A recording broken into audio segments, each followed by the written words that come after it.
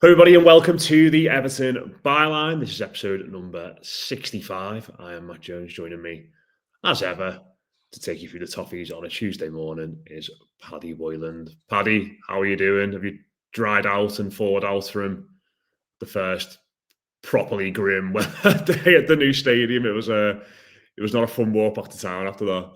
No, I felt sorry for fans who attended, particularly the away fans as well. I mean, where we are right up at the top of the West End in the press box, we were getting images on our monitor of Spurs fans completely drenched at the front. Obviously, there'll be other parts of the ground where it's similar for the home fans. Felt for everybody there, everybody making the trip to and from the stadium. Didn't get caught in much of it myself. Well and truly under the roof, thankfully. Otherwise, I'd be billing our company for a new laptop this morning. But we did get the odd speck of rain, actually, which I was surprised by. Everyone around us had the odd speck of rain on the laptop screen. So maybe there is a slight leak from above. No, disappointing result. Disappointing set of circumstances around all of the goals, I think, as well. So I'm sure something we'll get into over the course of the next hour or so. Yeah, absolutely. I think already at Dickinson Stadium we've already had like the perfect match day and the nightmare match day. And I think the perfect match day was the summer against Brighton. You know, everyone in shorts and outside having a drink, enjoying themselves. Winning obviously was important as well. And then on the flip side, I think last night was the one you think, the highs and the lows, I think, at this ground are going to be much higher and much lower compared to Goodison because of the factors and where the stadium is. And I think we all knew at some point we were going to have a terrible night game where Everton don't play particularly well and the weather is horrendous and we all get kind of caught in it. And it's happened now. So we know what that's like anyway. But we will delve into the details of that a little bit more detail as we go on. Obviously, just a reminder, we are sponsored by the Bridewell, who I imagine will be having a very busy weekend this weekend coming up because the test match, I believe the second test match, the Ashes one between England and Australia, the rugby league is going to be played obviously at Dickinson Stadium. So we know Dom is big into his rugby league. So a really nice article about him and I was trying to bring back rugby league to Liverpool. I'll share them on their socials today. So if you're looking for something to do this weekend when Everton aren't playing or you go into that match, the Bridewell will probably be a great place to stop in if you want some rugby league chat with Dom in there and his waistcoat. So yeah, still worth going over the weekend, even though the Toffees are on Monday. If you're watching us on YouTube, do hit like, do hit subscribe, do leave us a comment on anything we've speaking about today, be it the football, the weather, anything else you want to get off your chest from an Everton perspective. And if you're listening to us on Spotify or on iTunes, you can leave us a rating and a review. And you can also email us. It's evertonbyline@gmail.com. I've got some really good emails today, Paddy, which we're kind of going to use as a jumping off point a little bit later in the show. So thanks to people who've got in touch with them. We'll get stuck into them a little bit later on. And always nice to get them on days like this where you sort of feel like a loss in regards to what we're going to talk about and try and find new angles. So thank you to those who got in touch. But yeah, 3-0 Paddy to Tottenham, obviously, on Sunday night. Dickinson Stadium, our first loss at the new ground, means that Everton, having gone, I think, as high as 7th against Palace, that was 2 games ago, now find themselves in 14th in the Premier League. It's 1 win in 7. And very quickly the mood has flipped, hasn't it? Last time we walked out that ground, everyone was buzzing about the late Jack Grealish winner and then Palace's unbeaten run, and it felt like things were fine. And here we are, 3 weeks on, and it feels a lot more downcast and downbeat. And quite interesting as well that the manager afterwards was a little bit snappy with yourself and Joe Thomas in some of his responses in the press conference, which I'm sure you can talk about in a bit more detail. But on the team and where we are on the table at the moment and the form, I mean, I'm not sat here panicking yet, but should we be worried about the direction of travel now? Yeah, I don't think we necessarily should be panicking. I think you're right there. Slightly worried, maybe. The thing with the league this season is beyond Arsenal, who are right at the top and flying at the moment. You could probably lay a blanket over just about everybody else, certainly down to kind of 17th, 18th.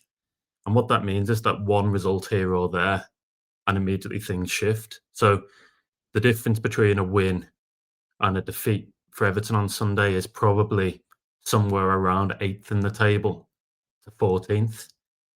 Equally, you take that a step further, and by the time Everton play on Monday night against Sunderland, they could be even lower, and staring down the barrel of being in quite a bad spot in the table at this early juncture. I think looking at the performance itself, Moyes said that he felt there were positives in the performance. I can understand why. I think certainly in open play, there was an ingenuity about Everton in the first half in particular. It felt like they created decent chances. They looked like they could score, and just got unlucky with a few saves, a few clearances off the line, the disallowed goal, obviously. It didn't feel like a 3-0 game to me, but I understand why on the basis of the result, why there is such disappointment here over the where Everton are, the current predicament, the result, just about everything about it. 3-0 at home to anyone is always going to be disappointing. They just didn't do, for everything good they did between both boxes, they just didn't do the basics well enough again. I mean, you look at the goals, didn't necessarily expect Everton to be this fragile against Tottenham Hotspur. It's not something we're used to. For me, the second goal in particular brought back memories of the way Everton targeted Vicario during Dyche's tenure. Balls kind of swung in swinging crosses right on top of the goalkeeper, and a number of players basically attacking him. And I mean that quite literally at times, the way Van der Ven was behaving in the 6-yard box. Strange to see Everton that susceptible against Tottenham. You have to give Thomas Frank, I think, particular credit for the work he's done in improving Spurs there over the last 6 months or so since he came in. But certainly very disappointing from an Everton perspective. One of those games where you kind of come away and you think, if this had finished 1-1 or 2-2, I don't think anybody could have had a big objection. But ultimately, the golfing quality, the golfing finishing quality and execution, Spurs' extra ability, spending power has really made the difference here. So yeah, just disappointing all round, I guess, and maybe the strength of the reaction is based on, well, it is based on the result, but there's perhaps a little bit more to it than just a 3-0 loss. I think Everton were better than 3-0 showed.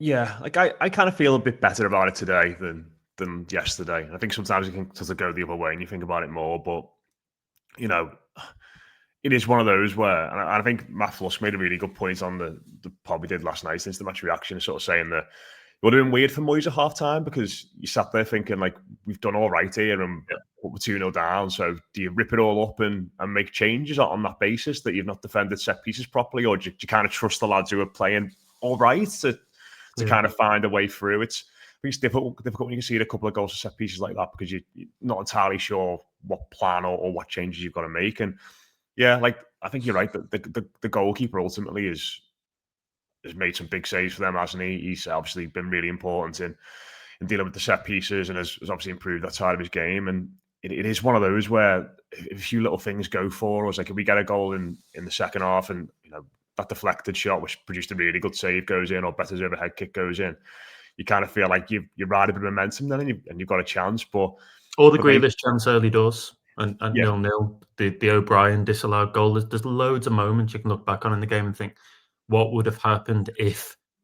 And they're obviously hypotheticals. We'll never know. But like, to me, football can be quite random at times, and felt like Everton were on the end of quite a random set of events on Sunday. And that's maybe why I'm not quite as down on the performance as some people are. I get the frustration. I get that 3-0's not a good result in any way, shape, or form.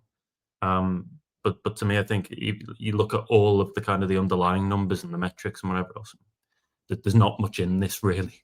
And did you think that's why Moyes has maybe a little bit touchy afterwards, because I think it must be difficult sometimes if you just played terribly and you've been completely outclassed. I imagine it's probably easy to go into those situations in the press conferences where you're just a bit, you just sort of say it as it is. But I don't know. Like I think it was yourself who asked him about the set pieces, wasn't it? Obviously, he said he's not not necessarily had loads of time to look at it, but do you know what you can do better? And he just sort of said yes, didn't he? And like that was it. He was very short with you in response to that question.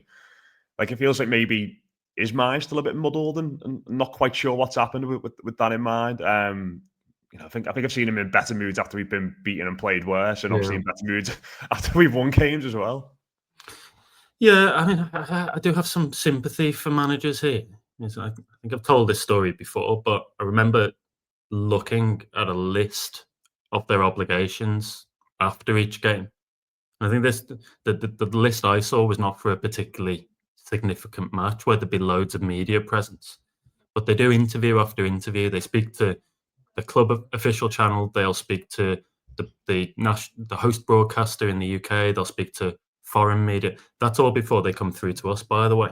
Match of the day, all these different places. So they might have done 5 or 6 interviews by the time they speak to us. Even at that stage, an hour or so after the game, it's still going to be raw for them. He's a fierce competitor. He wants to win. So I understand why he would be frustrated and a little bit tetchy after a 3-0. He's not going to particularly enjoy a journalist like myself asking why they were so weak on set pieces on Sunday. I mean, like, he prides himself on his side's ability in those areas. You look back at his Everton sides and particularly some of his West Ham sides as well, particularly during the COVID seasons. A lot of their success came from being solid defending them and attacking them well. So he'll see that almost as a personal slight, I think, what happened yesterday on the pitch, I should say. So having me asking about them is probably not the best thing in the world. I mean, that said, I'm there to do a job and ask the questions. So, like, I'm doing my job, and he's entitled to answer them however he wishes. I mean, if I had my time again, probably look to phrase it in a slightly different way so that you may be giving him an opportunity not to like dig individual players out and make this into a big thing, but to reflect a little bit more on kind of everything else around it. I mean, what he did say was he was, like he said, he was disappointed. Hates conceding goals like that. I'm paraphrasing here, but that he knows kind of what went wrong, and I do think Everton adapted in game to what was taking place. So one of the things I noticed going through this on Sunday night for my Athletic piece that went out on Monday morning was that for the first goal, Jake O'Brien is located at the near post. For the second goal, he's at the far post.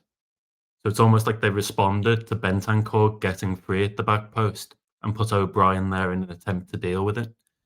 The problem was that then Spurs switched it up and put it right on top of Pickford, and Van de Ven's isolated against Pickford, so you can paper over the cracks and you can shift things around. But when you're dealing with sides as sophisticated in this area as Spurs, and Thomas Frank as a manager, sometimes that just creates an issue elsewhere. So these adaptations did happen in the game. There were moments, I think, even in that second half at 2-0, where it looked like Everton were going to push on and score. They were camped in Tottenham's half. The issue I've got at the moment is that you never really back Everton to take one of these chances. Maybe if the ball falls to Ndiaye, maybe if the ball falls to Michael Keane in the penalty area, but there's not too many others where you would bank on them to score. And Spurs made the most of every single moment they got in that match. I mean, all of their XG in that first half came from set pieces. They didn't create anything, a single thing in open play, and yet they were 2-0 up. And from there, this Everton side has some strengths, but I would argue breaking down a side that wants to sit deep and frustrate them and get back into games, that's absolutely not one of them. No,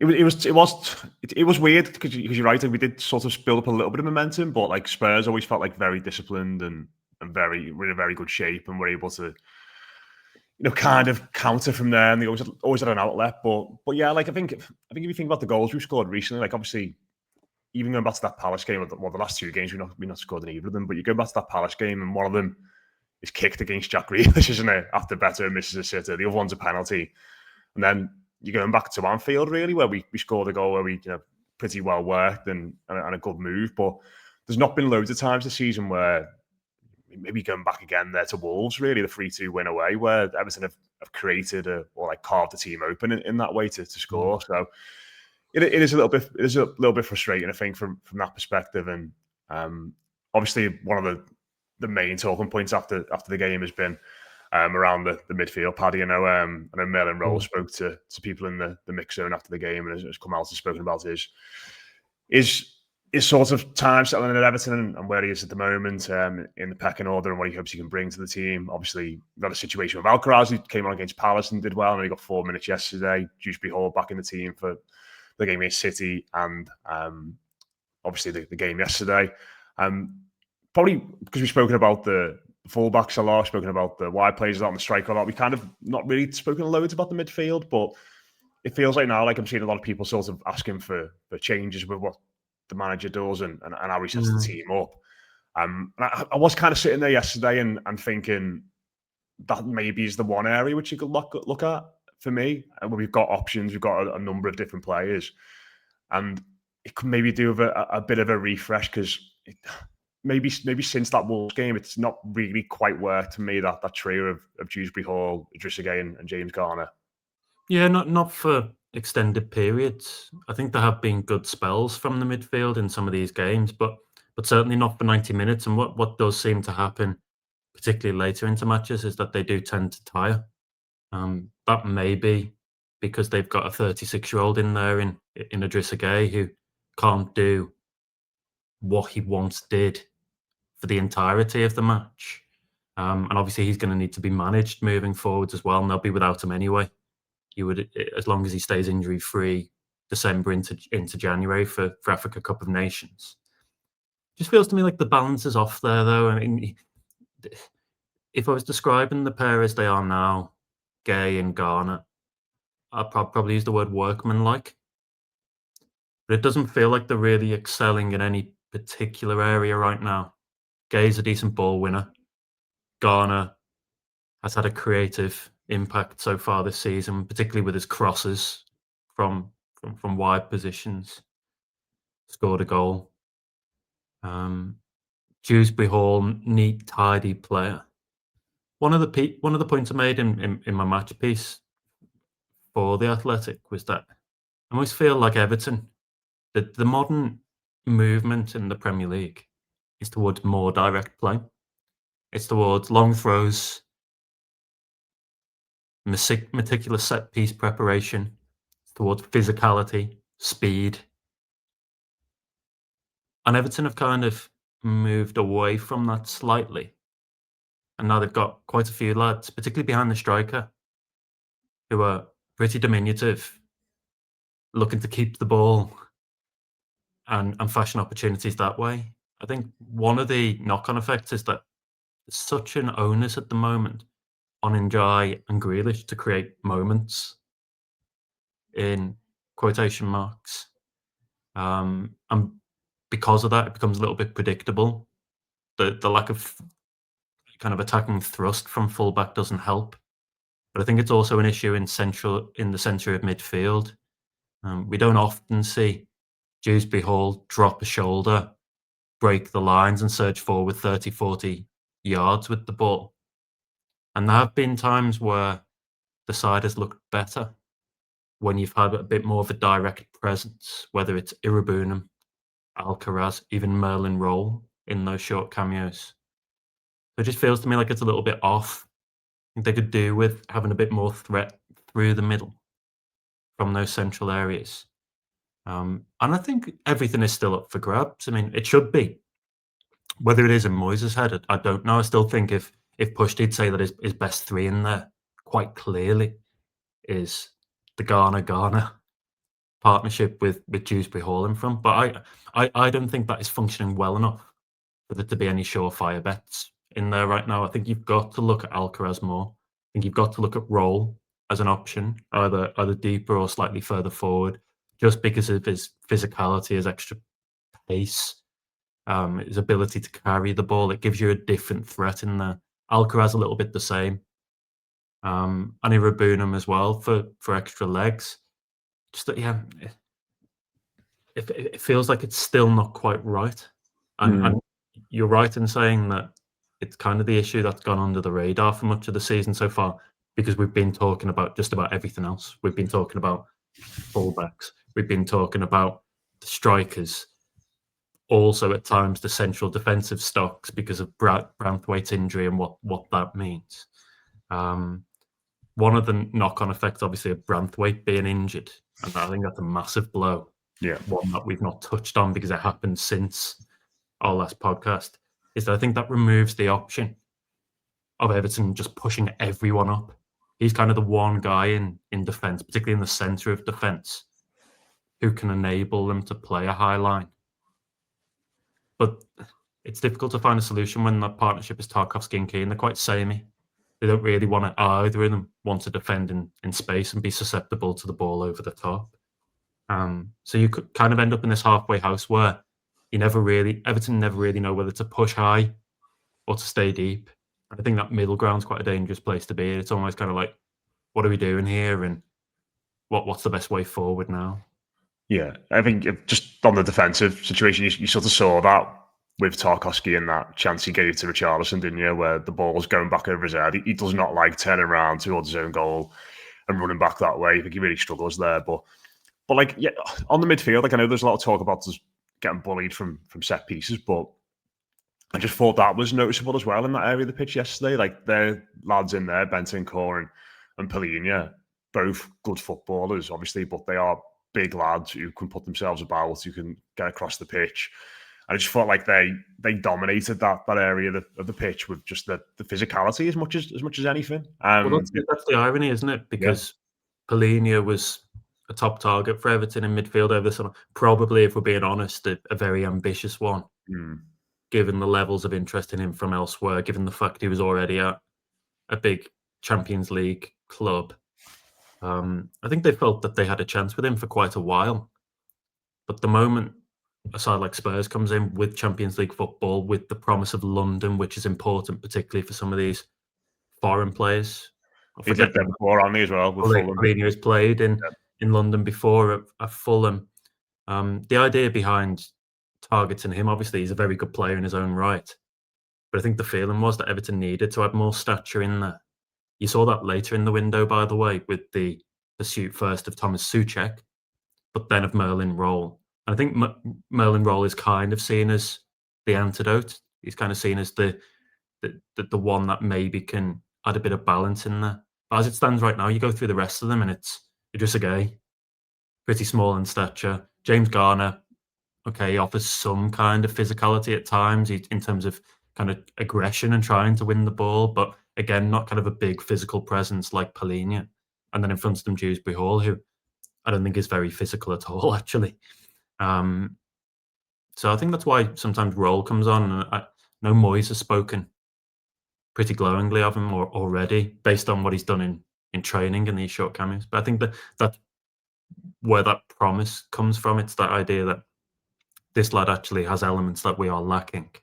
He just needs to stay fit and deliver. But I mean, you wouldn't be too surprised if he made a really compelling case. Should he keep fit now, and certainly with AFCON, it feels like there's an opportunity here for at least one of those positions, if not two. Yeah, and I think just a few things on it again. Like, I think the midfield is really interesting at the moment because I think you're right about the three behind the centre forward, and like they've all got a lot of different attributes, but they are all primarily technical footballers who want the ball on the ground and they like pace, don't they, as well?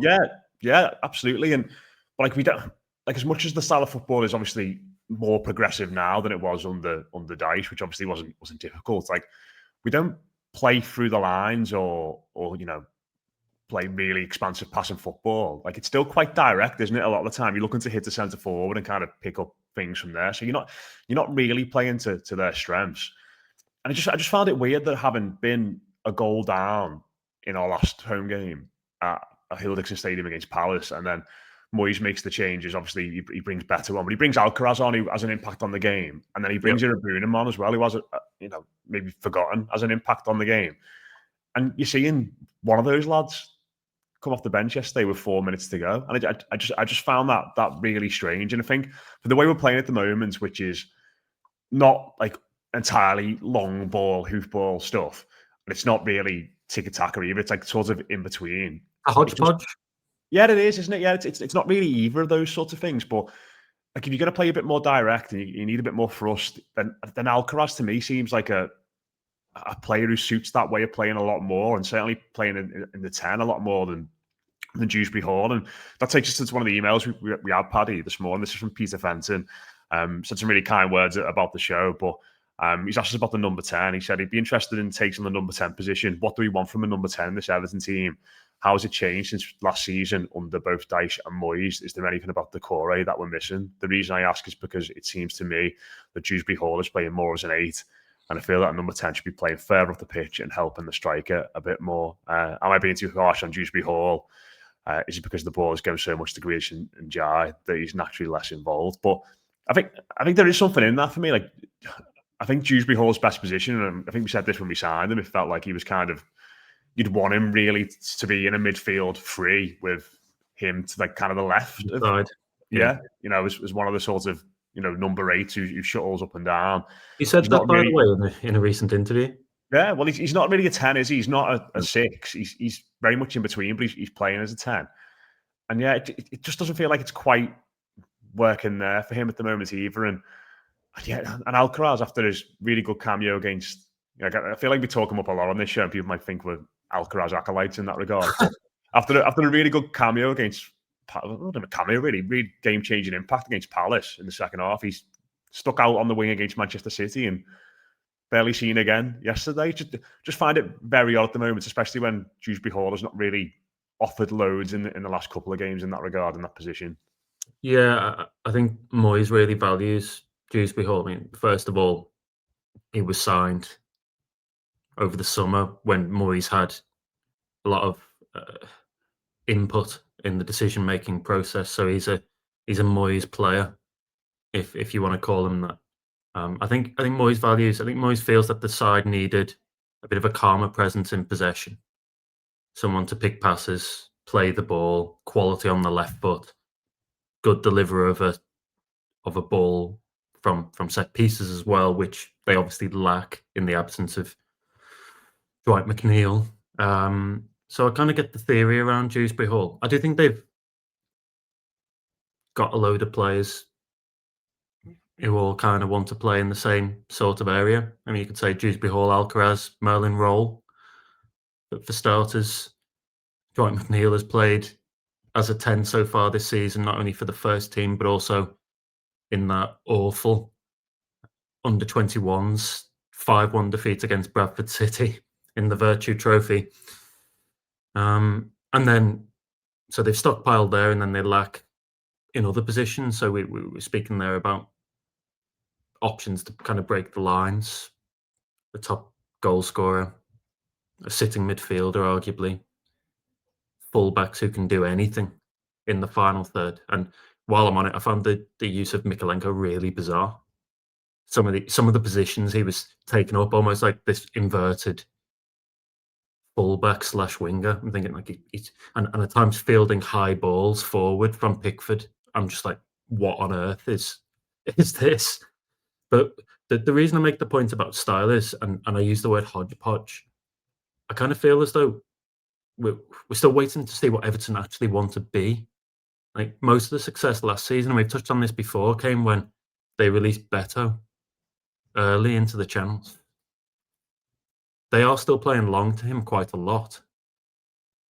But there's also a real emphasis on this kind of slow build-up, this cat and mouse style through Grealish and Ndiaye on either flank. And you end up with these bizarre statistics. Like one of the ones I was looking at the other week was direct speed, and basically what that means is how quickly a side is getting the ball forward with each attack, and it's averaged out over the course of the season so far.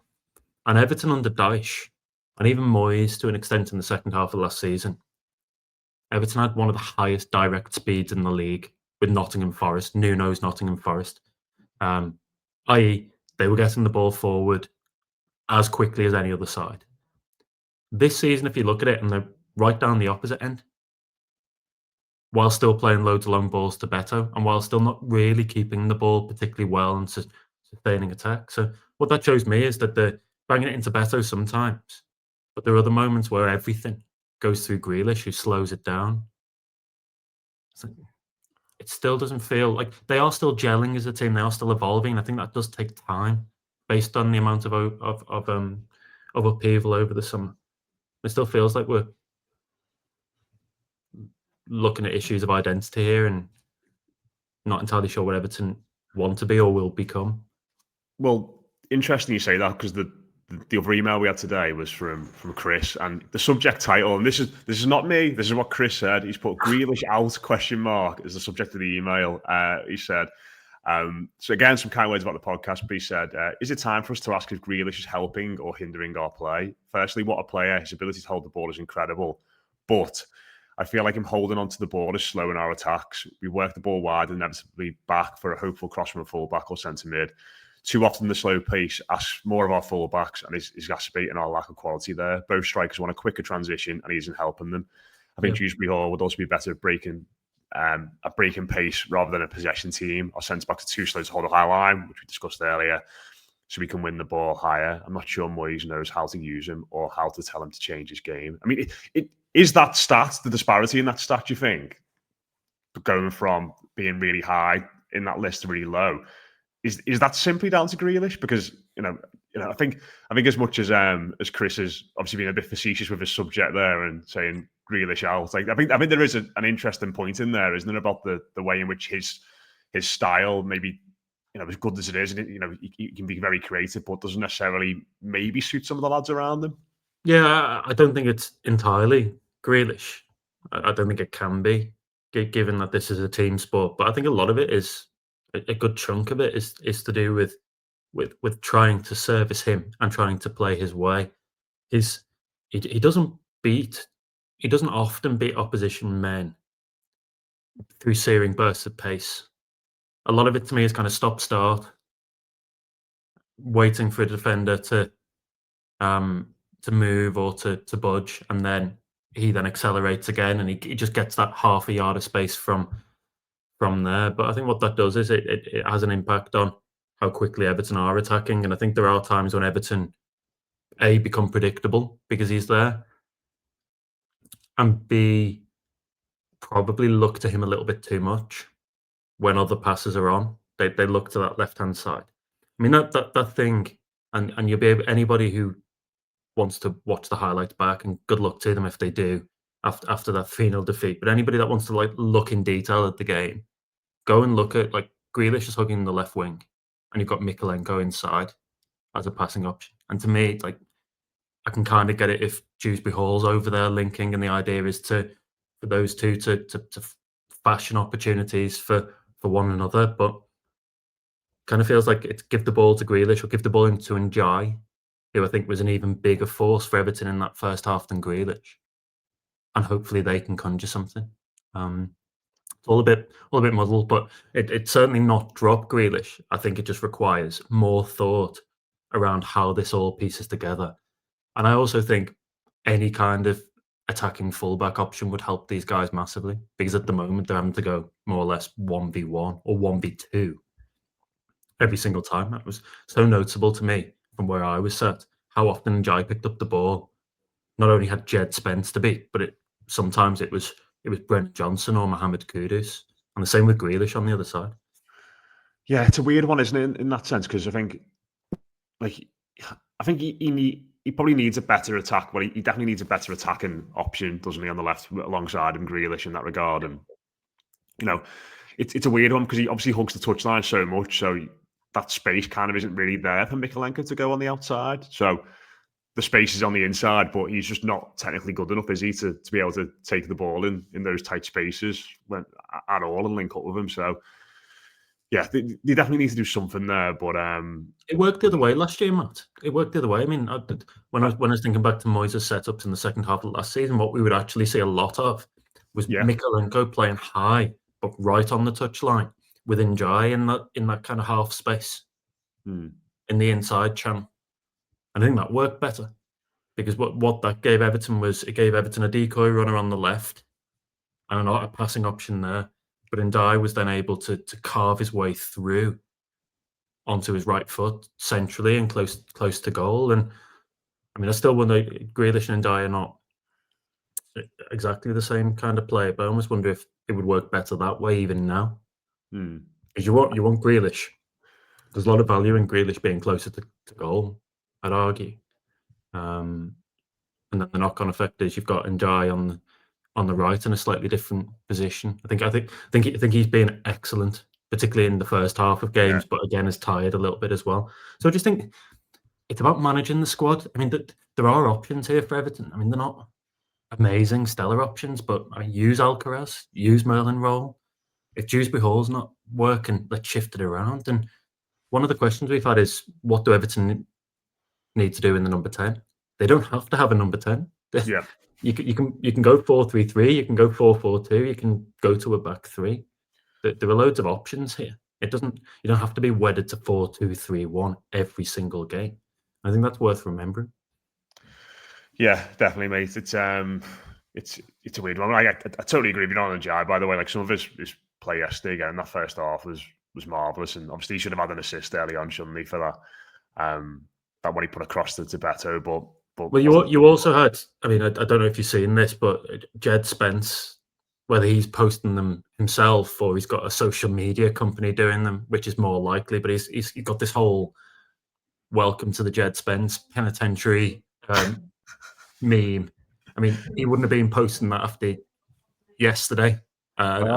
Say this knowing that Spurs won 3-0, but Ndiaye took him to the cleaners multiple occasions, and it's just a shame from an Everton perspective that they didn't profit from any of those opportunities. I mean, he must be quite frustrated at that because he's doing an awful lot. He's probably carrying this team more than Grealish right now in an attacking sense.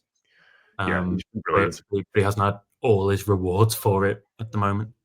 Yeah, like I didn't realize you were so down with the kids on the memes and stuff. To be fair, I wasn't aware of that. But yeah, he's the last two games. It's mad to think he's played so well, and we haven't scored in either of them.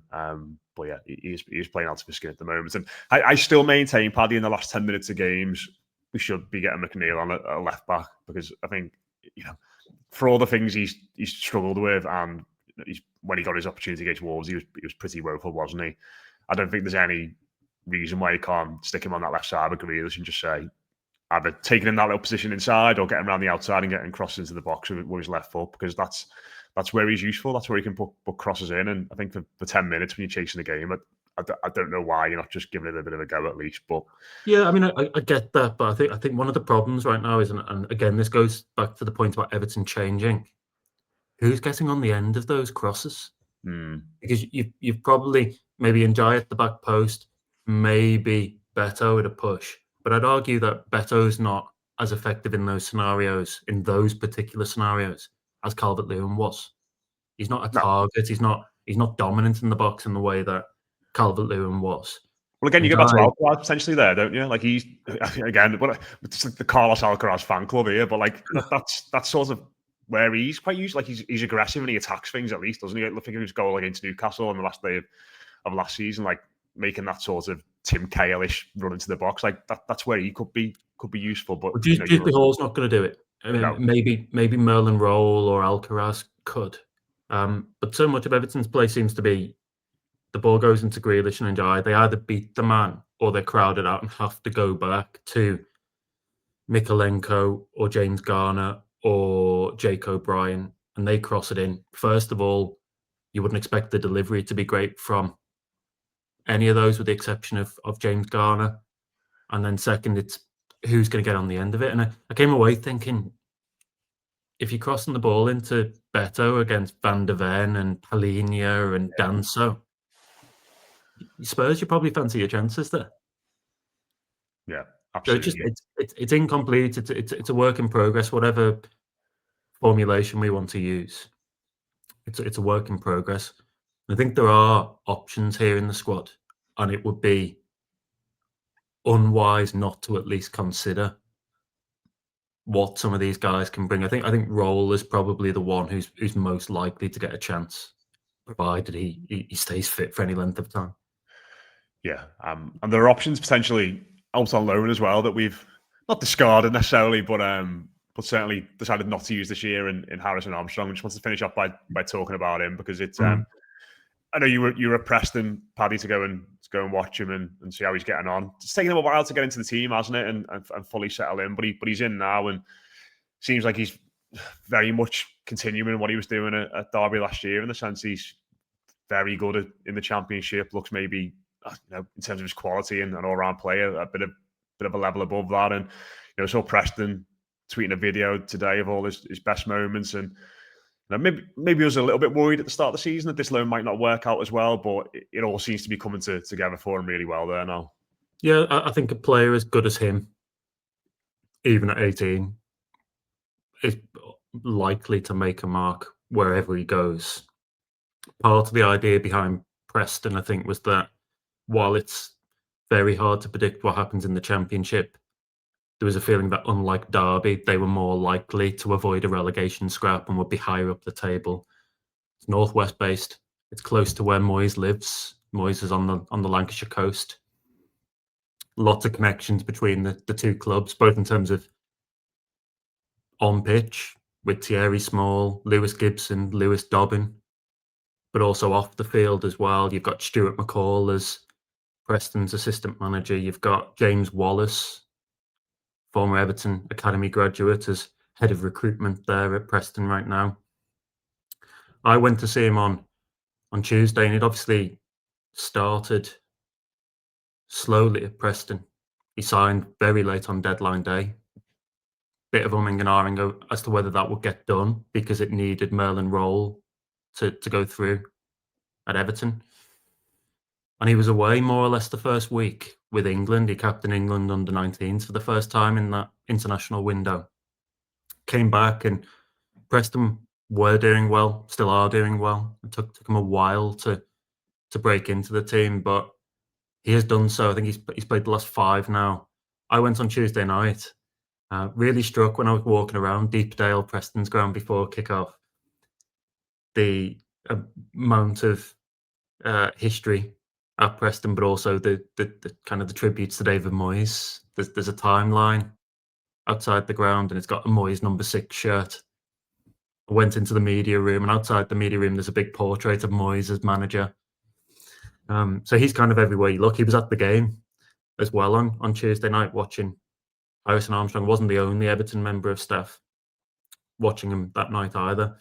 I thought he did well against Birmingham City. They lost 1-0, but he was particularly in the second half. He was pretty much everywhere. So mobile, so athletic. Playing slightly to the left of midfield 3, but capable of playing a number of different roles, I'd suggest. And you could just tell that he had that extra capacity compared to just about everybody else on the pitch. There was a level here in terms of his touch and his timing and his technical ability. He had an extra level where you could see him as a future Premier League player, maybe soon as a Premier League player.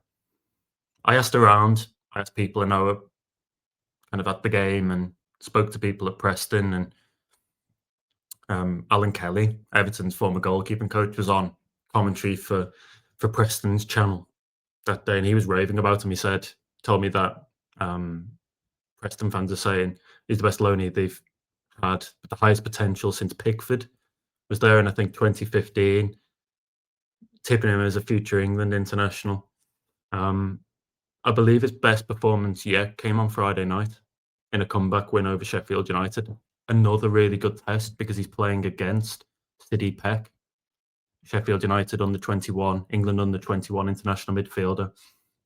And it sounds like he really, with Preston a couple of goals down, really grabbed the game by the scruff of the neck and pushed Preston on to victory.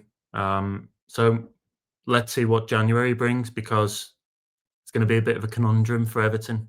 Do you bring him back with Idrissa Gueye at AFCON, or do you leave him there to play a full game and really become the main man for Preston?